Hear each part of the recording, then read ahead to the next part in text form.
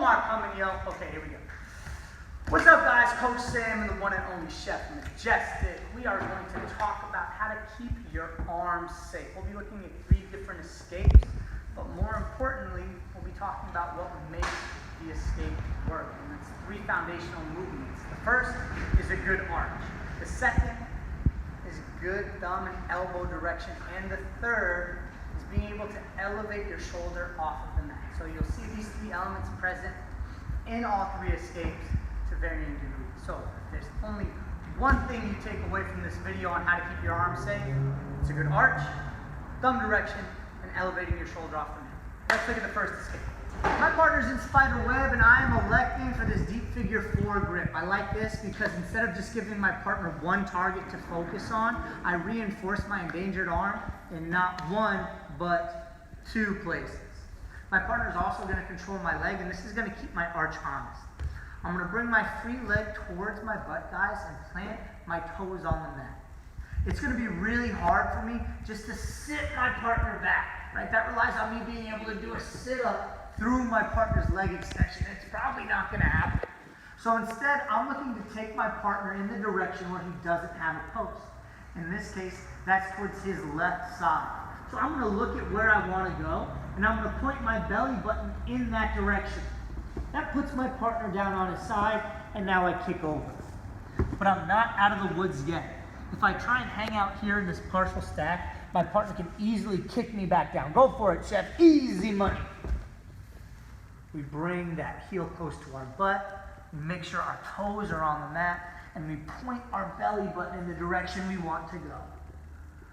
Once we find this partial stack, our legs are going to do the rest of the work for us. My trapped leg is going to tuck my partner's chin by pulling my knee towards my elbows. And now my free leg, guys, is going to counterweight my upper body by extending back and behind me. Look how that floats me up into this full stack. If you're playing against a really tough partner, a really tough player, this is the place to be. It just gets more and more uncomfortable for Chef the longer I can keep his knees above his ears and his torso compressed like this. So we played with good arch. Now let's talk about thumb direction. Just so we can see what we're talking about, I'm going to release my grip. If I try and pull my arm out without addressing my thumb direction, even if I've cooked my partner here for 2 minutes, he may find the wherewithal to chase me with his hips and extend my arm. So before I look to pull my arm out, guys, I'm going to turn my thumb down. Even if my partner chases me with his hips here, you can see I'm able to limp arm free. I'm going to add some chest pressure here. I'm going to push my partner's knees apart, and then I'm going to turn my thumb down. And I like to watch my hand as I do this to make sure I'm doing it right. Once his knees are spread and my thumb is down, now I start to extricate that arm. So we've got a good stack, and we've got good thumb direction. That's escape number 1. All right, guys. In escape number 1, we talked mostly about an effective arch, taking our partner in the direction they didn't have a post, and we looked a little bit at thumb direction. Let's dive deeper into this thumb direction idea and add in shoulder elevation. For escape number 2, one that I'm sure you've seen, the hitchhiker. So here we are in spider web, and things didn't go so well for me. My partner managed to stomp my grip apart. When we learn the hitchhiker, it's really apparent that we turn our thumb up towards our head, like we're asking for a ride. But what we don't focus on too much is this idea of shoulder elevation. This does a couple things for us in the hitchhiker. First of all, it buys us time and keeps our arm from breaking. It buys us space even. So let's say my thumb's in a crappy direction and my partner starts sitting back and extending my arm.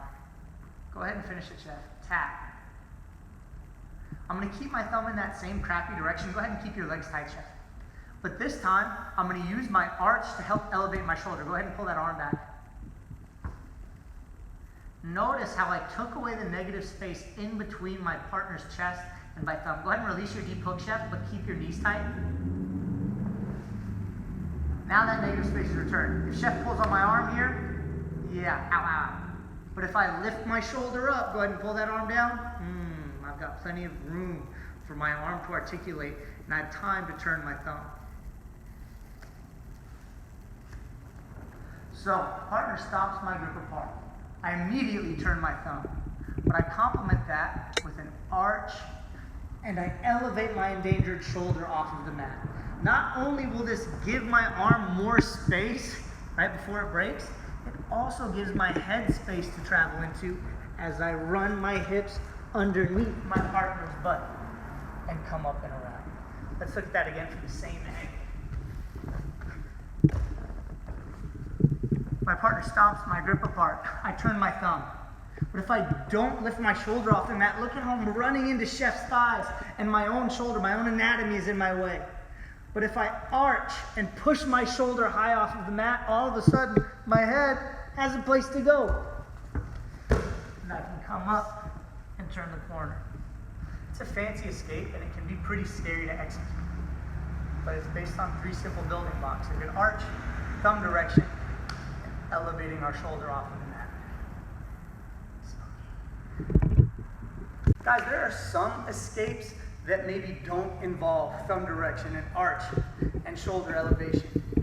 But in my mind, those escapes are predicated on this guy playing not such good spider web. For example, if I can just manipulate my partner's leg and trap it in between mine, right? This is fairly common, I suppose, but I don't think it's very common at a high level. That escape to me is based on him messing up and not having good leg control. So while, switching grips and moving our partner's leg, coming up and turning into partner, that'll work against some people.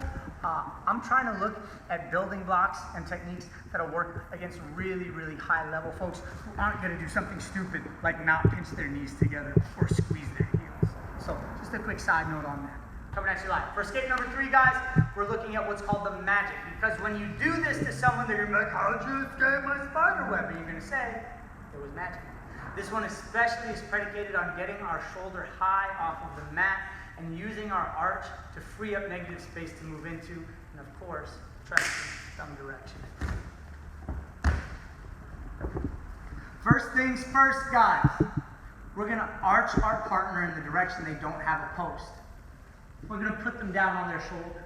And what this has done is it has freed up negative space behind my back. When I'm flat on my back, my partner's legs are a cage that trap me against the mat. But when I arch and put my partner on his side, all of a sudden, there's an opening in that cage. Look, my partner's heels no longer touch the ground. So I've got space to move into. This is where things get a little crazy. I'm gonna do 2 things here that seem really nuts. I'm gonna turn hard away from my partner, and I'm gonna release my grip. As I turn away from my partner, I'm gonna make sure that I keep my butt up and in the air. I don't wanna turn away and drop heavy to the mat. So I'm turning away as I release my grip, and I'm keeping my butt in the air. Notice how this elevates my shoulder high off of the mat. As I turn away, guys, my thumb, it's not pointing up like a hitchhiker. This time it's turning down like escape number 1. And I simply use my hips against my partner's to free my arm. This is very much like a limp arm. When partner has a tight overhook, we turn our thumb down and away. Let's look at this one more time. A good strong arch opens the cage and makes sure that my hips are on top of my partner's. We keep our hips elevated off of the mat as we turn away and turn our thumb down. Our hips finish the escape with a big old shrink, and we pull our arm out. Let's do this once at full speed shift. $30,000 online, EBI overtime. It's Sam Hardy versus Jorge Masvidal, Buchecha Ryan the third. And we're out. If you don't remember these escapes, guys, that's cool. But when your arm is about to get broken, there's 3 things that are gonna buy you time and space. That's a good arch, shoulder elevation, and moving your thumb and elbow.